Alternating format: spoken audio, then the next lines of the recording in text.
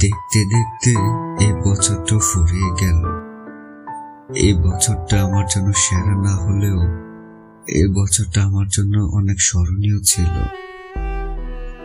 এই বছর আমি অনেক হোঁচট খেয়েছি, অনেক কাছের মানুষ থেকে দুঃখ পেয়েছি, অনেক কাছের মানুষ হারিয়েছি আমি, এবং অনেক কিছু শিখেছি। সবশেষে নিজেকে অনেকটা বদলে নিয়েছি, নিঃসঙ্গতা নীরবতাকে আপন করে নিয়েছি, একাকিত্বকে সঙ্গী বানিয়ে পথ চলা শুরু করেছি। প্রত্যাশা করছি নতুন বছরটা আমার হবে। আমি জানুয়ারি, তুমি ডিসেম্বর। সম্পর্ক খুব কাছের, কিন্তু দূরত্ব বছরের। অভিমান করতে করতে মানুষ একদিন বুঝে যায় তার আবেগ অনুভূতি কোনো মূল্য নেই সেই মানুষটার কাছে। ধীরে ধীরে নিজেকে গুছিয়ে নেয় তখন, তারপর একদিন অভিমান করাই ছেড়ে দেয়। নরম মনটাকে একদিন কঠিন মোড়কে মুড়ে নেয়। তারপর তাকে কে ভালোবাসলো, কে বাসলো না, কে পাত্তা দিল, কে পাত্তা দিল না, তাতে তার কিছুই যায় আসে না। মানুষ বদলে গেলে ভয়ঙ্কর ভাবে বদলে যায়। মাটি একবার পুড়ে গেলে তার কোমলতা হারিয়ে সে তখন শক্ত পাথরে পরিণত হয়ে যায়। চাইলেও তাকে আর নরম মাটিতে ফেরানো যায় না। কলমের কালি শেষ হলে তার স্থান হয় ডাস্টবিন অথবা ময়লার ঝুড়ি। সম্পর্ক ঠিক তেমনই, প্রয়োজন ফুরালে সবই অতীত। স্বার্থের মায়াজালে দুনিয়াটা ঘেরা, ভালো তারাই থাকে যারা অভিনয় সেরা। সময়টা খারাপ হলে রাতের ঘুমটাও বেইমানি করে। দিন দিন কেমন যেন হয়ে যাচ্ছে আমরা, তাই না? জীবনের আনন্দগুলো কোথাও যেন হারিয়ে যাচ্ছে। প্রতিনিয়ত ব্যস্ততা, বাস্তবতা, অভাব, শূন্যতা। জীবনের অতটুকুতেই যেন আমরা হাঁপিয়ে উঠেছি। মনে হয় কার কাছে যাই, কি করি, কোথায় গেলে একটু শান্তি মিলবে। আপনারা বলুন তো, আদৌ কি আমরা আজ পর্যন্ত শান্তির খোঁজ পেয়েছি কেউ? জানা থাকলে কমেন্ট বক্সে লিখে যান। সম্পর্ক সম্মানে বাঁচে, সৌন্দর্যে নয়। কাউকে ভালোবাসলে সব ক্ষেত্রে প্রকাশ করার প্রয়োজন পড়ে না। কখনো কখনো ভালোবাসি না বললেও ভালোবাসা যায়। মানুষ শুরুতে যে আন্তরিকতা দেখায় তা যদি শেষেও থাকতো, হয়তো গল্প অন্যরকম হতো। জীবনে চলার পথে মানুষ একা থাকতে পারে, কিন্তু কখনো ভালো থাকতে পারে না। সত্যি বলতে, জীবনে চলার পথে প্রতিটা মানুষের একটা নিজের মানুষ দরকার হয়, যেখানে চাওয়া পাওয়া কিংবা স্বার্থ নামক কোনো দেয়াল থাকবে না। যেই সম্পর্কের মাঝে থাকবে না, তাকে হারিয়ে ফেলার কেন ভয়?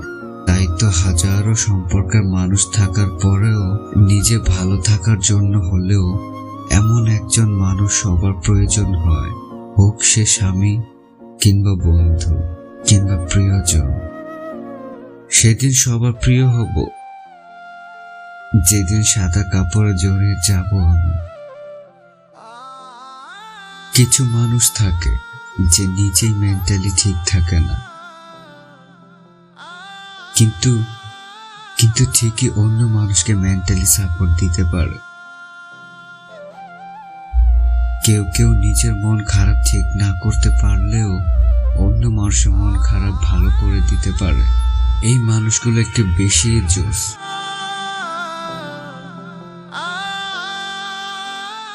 সুযোগবাদীরা সব সময় সুযোগের অপেক্ষায় থাকে, আর সময় মতো সুযোগটা নিয়েও নেয়। এটাই বাস্তবতা। যত্ন করলে সবকিছু সুন্দর থাকে, হোক সেটা মানুষ বা সম্পর্ক।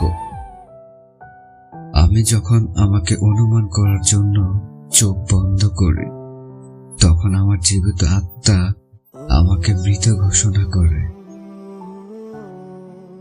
ছোট ছোট জিনিসও যাদের মন খারাপ হয়ে যায়, যারা হঠাৎ রেগে যায়, তারপর যখন বুঝতে পারে এসবের কোনো দামই নেই, তখন ওরা চুপ হয়ে যায়।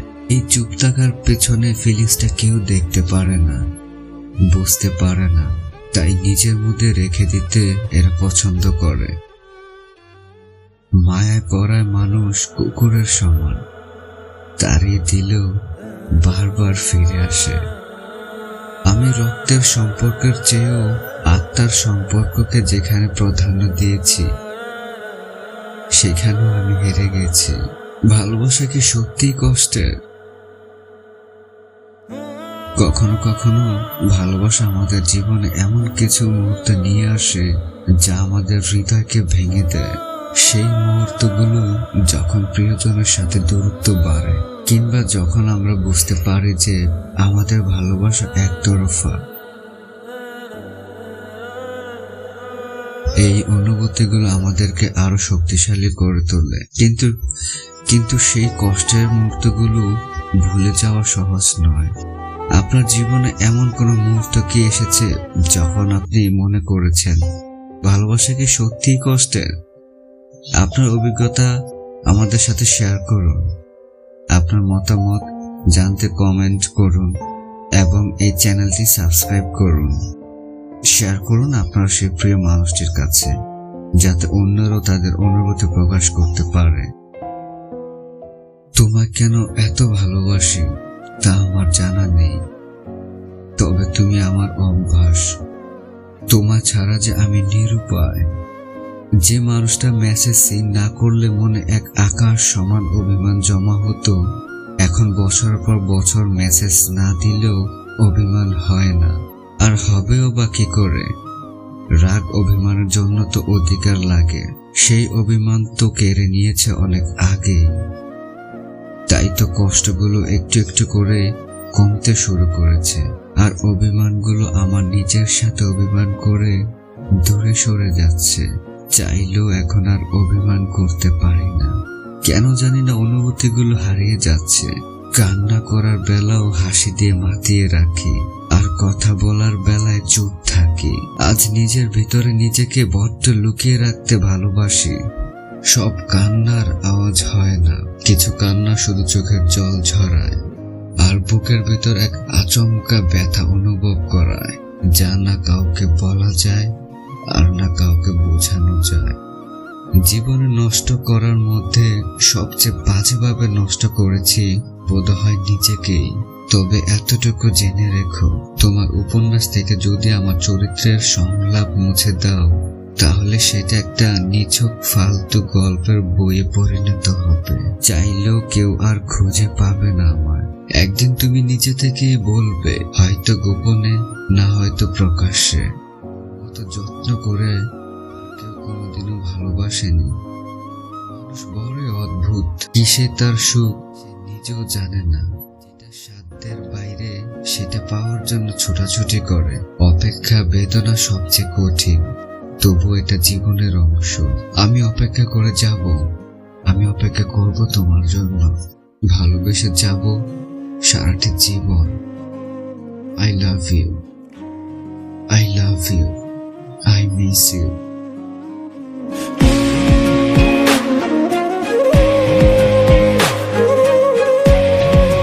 Hey friends, ভিডিওটা যদি ভালো লাগে তবে লাইক এন্ড শেয়ার করে দাও এবং চ্যানেলটি সাবস্ক্রাইব করে দাও, এবং কমেন্ট সেকশনে লিখতে থাকো তোমার হৃদয় না বলা কথাগুলো। দেখা হবে নেক্সট ভিডিওতে। Bye bye. এখনো আছি আমি তোমার অপেক্ষায়, ফিরবে না বলে দিয়েছো উড়াল। তুমি মনে এলে হইবে সামাল, ভাবলে তোমায় চোখ ভিজে গাল ভরে।